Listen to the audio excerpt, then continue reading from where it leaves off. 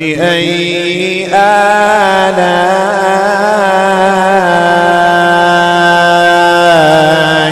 ربكما تكذبان۔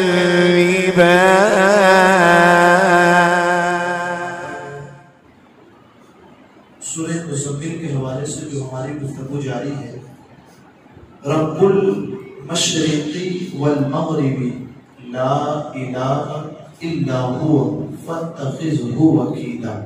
سبحان اللہ۔ پہلے ذکر کیا ہوا، جو ذکر چلتا ہوا آیا یہاں تک، وَاذْكُرِ اسْمَ رَبِّكَ، یہ محبوب اپنے رب کا نام لیجیے، اپنے محبوب اپنے رب کو یاد کیجیے، سب سے ٹوٹ کر اسی سے محبت کیجیے۔ یہ بات ہوئی اس کے پہلے۔ اچھا، اب اس رب کی شان کیا ہے جس سے محبت کرنے کا حکم دیا گیا، اس کی شان کیا ہے، وہ کیسا بادشاہ ہے، اس کے بارے میں اللہ تبارک و تعالیٰ ارشاد فرماتا ہے جس رب سے محبت کا حکم دیا، رب المشرق والمغرب، وہ مشرق کا بھی رب ہے اور مغرب کا بھی رب ہے۔ سبحان اللہ۔ یعنی کہ پشچم کا بھی رب ہے اور پورب کا بھی رب ہے۔ اس کے بعد لا الہ الا ہو، کوئی معبود نہیں سوائے اس کے، وہ اکیلا مالک ہے، وہ اکیلا معبود ہے، ٹھیک۔ فاتخذہ وکیلا، اس کے سوا کوئی معبود نہیں، تو تم اسی کو اپنا کارساز بناؤ۔ کارساز بناؤ یعنی کاموں کو بنانے والا بناؤ۔ سبحان اللہ، ٹھیک ہے۔ حکم کیا؟ جس رب سے محبت کرنی ہے، جس رب سے ٹوٹ کے محبت کرنی ہے، جس رب کو یاد کرنا ہے، اس رب کی شان یہ ہے کہ پوری کائنات اس کے قبضہ اور اختیار ہے، ہر جگہ کا وہ تنہا مالک ہے، اس کے سوا کوئی معبود نہیں۔ یہ بات ہوئی، یعنی اللہ تعالیٰ مشرق و مغرب اور ان کے درمیان موجود جتنی بھی چیزیں ان تمام کا اکیلا مالک، اکیلا خالق ہے، پیدا کرنے والا ہے، اس کے علاوہ کوئی دوسرا معبود نہیں۔ لہذا محبوب اب آپ کو حکم دیا جاتا ہے کس چیز کا؟ آپ کے دینی کاموں یا دنیاوی کاموں، دونوں کاموں میں، تمام امور میں اپنے رب کو اپنا کارساز بناؤ اور اپنے تمام کام اپنے رب کے سپرد کر دو، سونپ دو، اپنے رب کے سپرد کر دو، سونپ دو اپنے رب کو، اور کام کے لیے جو کام ہو دنیا کا یا دین کا اپنے رب کے بھروسے۔ سبحان اللہ، یہ حکم دیا ہر ایک چیز کے اندر۔ اب ہمیں آپ کو ہر سب کو حکم ہے کیا؟ کام بنانے والی ذات رب کی، بھئی ہم تو کام شروع کرتے ہیں، اس کے علاوہ کیا کر سکتے ہیں؟ کچھ نہیں ہمارے ہاتھ میں۔ وہ رب چاہے تو اسے فائدے پہنچا، رب نہ چاہے تو نہ پورا۔ وہ ہمارے بہت سے دعائیں لوگ زندگی بھر مانتے لیکن پوری نہیں ہوتی، کبھی ایسا ہوتا ہے ایک ہی بار مانتے اور پوری ہو جاتی ہے، ٹھیک۔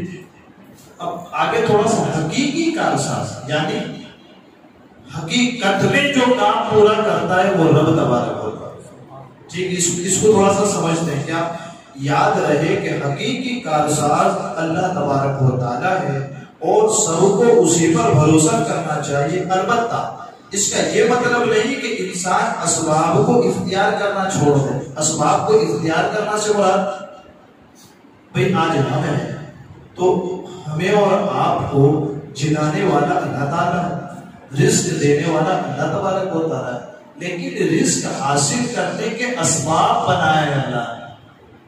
آپ یہاں سے نکلیں گے، رزق تلاش کریں گے تو پھر پیسہ ملے گا، جس پیسے کے ذریعے آپ زندگی بسر کریں گے، کھائیں گے، اس سے اور آپ زندہ رہیں گے۔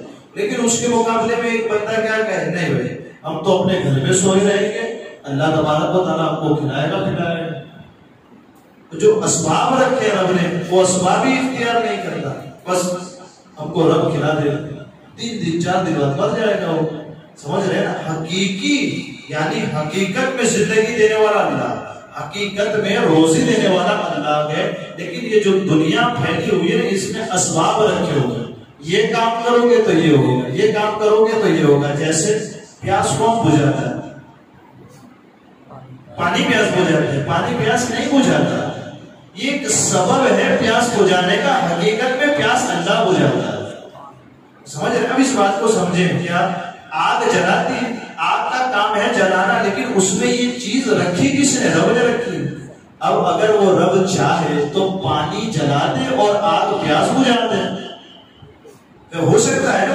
اللہ تو ہر چیز پر قادر ہے، وہ چاہے تو پانی جلانے کا کام کرے، وہ چاہے تو آگ پیاس بجھانے کا کام کرے، لیکن اسباب پھیلائے، پانی کا کام کیا ہے؟ پیاس بجھاتی ہے، لیکن حقیقت میں پیاس بجھانے والا اللہ تعالیٰ ہے۔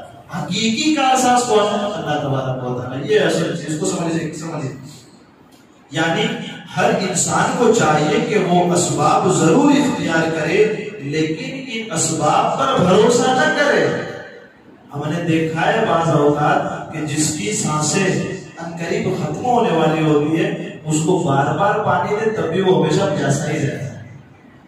اگر آپ یہ کہیں کہ بھئی پانی پیاس بجھا دیتا ہے، تو وہ جو مرنے کے وقت آدمی کا ٹائم ہوتا ہے، اس وقت بار بار اس کو پانی پلانا، پھر بھی اس کو پیاس لگتی ہے، اور دیتے ہیں اور پیاس لگتی ہے۔ آپ کہتے ہیں پانی تو پیاس بجھا دیتا ہے، اس کی تو پیاس بجھی نہیں رہی ہے۔ اصل پانی کا کام ہے پیاس بجھانا، لیکن حقیقت میں پیاس کون بجھاتا ہے؟ وہ اللہ کی ذات ہے جو پیاس بجھاتا ہے۔ سمجھ رہے ہیں اس کو سمجھ، یعنی کہ اللہ تبارک و تعالیٰ پر ہمارے ہر کام میں ہم کو بھروسہ کرنا ہے۔ بس یہ اسباب ہیں جس کے ذریعے کام چلتا ہے، ورنہ ہمارا ہر کام بنانے والا ہمارا اللہ ہے۔ سبحان اللہ۔ بھروسہ کریں، جیسے ہر ایک کو روزی دینا اللہ تبارک و تعالیٰ کے اپنے ذمہ کرم پر لیا ہوا وعدہ ہے۔ اب اس کا یہ مطلب نہیں انسان سب کو چھوڑ کر اللہ تعالیٰ کی طرف سے روزی ملنے کی امید لگا کر اپنے گھر میں بیٹھ جائے، رزق حاصل کرنے نہ جائے، اسباب چھوڑ دے اور اس طرح وہ ساری عمر بھی بیٹھا رہے تو اسے پھر ایک لقمہ بھی نہیں ملے گا۔ اسباب رکھیں، اب اس پر کام کیجئے اور اپنی زندگی آگے بڑھاتے رہیے۔ حقیقی کا احساس اللہ تبارک و تعالیٰ۔ ایسا کبھی ہوتا ہے کہ ہم کمانے کے لیے نکلے اپنے گھر سے، کچھ بھی نہ ملے؟ ایسا ہوتا ہے کبھی کبھی کچھ نہیں ملتا ہے، جاتے ہیں پھر پورا دن ہو کر کے واپس چلے آتے ہیں۔ اسباب پہ بھروسہ کریں تو پھر کچھ بھی نہیں ملتا۔ اسباب کے ذریعے رب پہ بھروسہ کرے کہ مولا رزق حاصل کرنے کا کام یہ ہے کہ آٹو چلائیں گے اور رزق ملے گا، لیکن رزق دینا کام حقیقت میں تیرا ہے۔ یہ تو سبب ہے آٹو چلانا، لیکن حقیقت میں رزق دینا پھر رب کا کام۔ تو اپنے ہر کام میں، چاہے دین کا ہو چاہے دنیا کا ہو، ہر ایک کام میں ہمیں آپ کو اپنے رب پہ بھروسہ کرنا چاہیے۔ یہ حکم قرآن میں دیا گیا کہ اپنے تمام کاموں کا کارساز اپنے رب کو بناؤ اور اپنے رب پر سب سے زیادہ بھروسہ کرو۔ اللہ تعالیٰ مجھے آپ کو کہنے سننے سے زیادہ یہ معامل کی توفیق عطا فرمائے۔ قرآن کو سیکھنے، سمجھنے، اس کے ترجمے، تفسیر کو دلوں میں اتارنے، اس پر عمل کرنے کی بھی اللہ تعالیٰ اپنے حبیب کے صدقے میں توفیق عطا فرمائے۔ کہنے سننے میں عملاً سبب کوئی خطا ہوئی ہو، اللہ عز و جل اپنے حبیب کے صدقے میں اسے معاف فرمائے۔ وصلی اللہ تعالیٰ علی خیر خلقہ محمد وعلی آلہ وصحبہ۔